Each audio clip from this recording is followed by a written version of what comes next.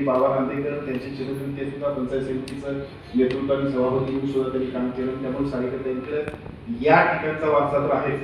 पाठीमागे ज्यांचा उल्लेख झाला त्यांचे पिताश्री हे निश्चितपणे जिल्हा परिषद सदस्य, बांधकामचे सभापती, पंचायत समिती सभापती, बंधुराजे, त्याच्या भाऊजाई सगळीच मंडळी त्या दोन्ही कुटुंबांमध्ये राजकीय वारसा आहे. त्यामुळे अपेक्षा खूप आहे आणि निश्चितपणे ते पूर्ण करायला अशा पद्धतीची अपेक्षा करतो. या सगळ्या अपेक्षा व्यक्त करत असताना जिल्हा परिषदच्या बांधकाम आणि आरोग्य समितीच्या सभापती पदाच्या माध्यमातून सुद्धा दोन्हीकडची कामं तुम्ही जेवढी कराल तेवढी केली.